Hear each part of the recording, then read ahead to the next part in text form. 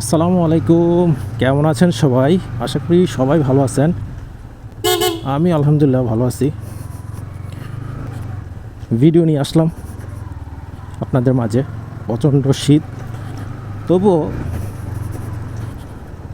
শীতের মাঝেই ঘুরতে মজা।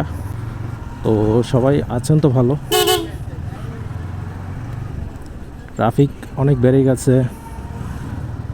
গতকালকে ঢাকায় গেছিলাম একটা জরুরি কাজে। আসার সময় মানে এমন হয়েছে যে এক দুই হাতের পরে আর কিছুই দেখা যাচ্ছে না। পরবর্তীতে তেমন জোরে একটু চালাই না, তবে আজকে চিন্তা করলাম একটু জোরে রাইড করব। সবার কাছে ক্ষমা চাচ্ছি, বেশি জোরে হলে অবশ্যই আপনারা ক্ষমার দৃষ্টি দেখবেন। আসলে সিটিতে আপনার একটু জোরে রাইড না করলে আসলে সাইড পাওয়া যায় না। যে হারে বাংলাদেশে অটো গাড়ির সংখ্যা বাড়ছে অতিরিক্ত,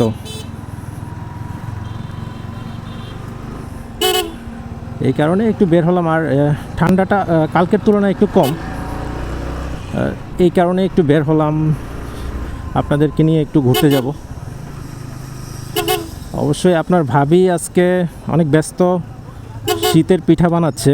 তা আমি ভাবলাম যে যতক্ষণ পিঠাটা হবে ততক্ষণ আমি একটু রাইড করে আসি। আসলে বউয়ের পাশে থাকাটাই উচিত ছিল। ওর কাছ থেকে পারমিশন নিয়ে আসলে আসা।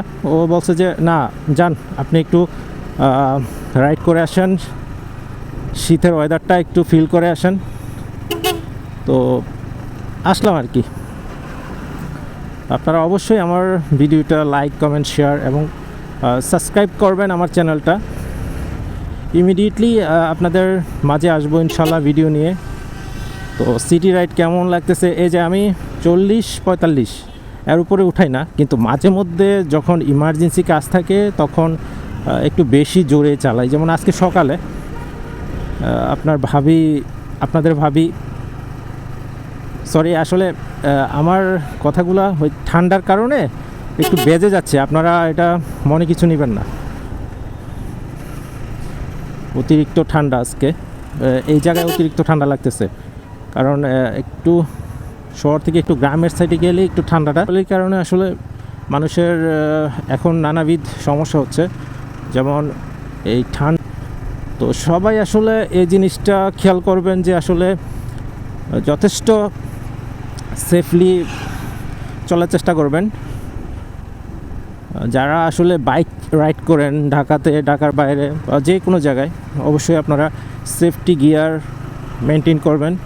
এখনও সেফটি গিয়ার ইউজ করা বলতে আসলে যেগুলো একদম রাইডিং সরঞ্জাম ওই রকম কিছু না, মূলত টুকটাক ইউজ করি। আর সেফটি গিয়ার আসলে খুব ভালো, কারণ এখনকার রাস্তার মধ্যে কিন্তু প্রচুর পরিমাণে ধুলাবালি প্লাস ময়লা থাকে। আর সকাল টাইমটার মধ্যে কিন্তু রাস্তার মধ্যে প্রচুর পরিমাণে কুয়াশা থাকে। আর কুয়াশার ভিজাচ্ছন্নটা আসলে রাস্তার জন্য মানে রাস্তার মধ্যে যখন আপনি বাইক বা কার নিয়ে বের হবেন, দেখবেন যে কুয়াশার যে পিচ্ছিলতাটা বা পানিটা, ওটার উপরে যদি আপনি কোনোভাবে ব্রেক করেন তাহলে আপনার খেলা শেষ, পড়তে হবে, এটাই স্বাভাবিক। তো আমি আসলে স্পিড আপ বেশি করতেছি না, কারণ যত গতি তত ক্ষতি, এই জিনিসটা আসলে সবাই মেনটেন করা উচিত। আমরা অধিকাংশ বড় ভাই বা ভাই ব্রাদার, ছোটো ভাইরা আছে যারা R15 চালান, তারপরে GSX-R চালান। আমি ঢুকলাম, দেখি এই রাস্তাটা মনে হয় না ভালো, কারণ ভাঙ্গা মনে হচ্ছে। ব্যাক করে ফেলি।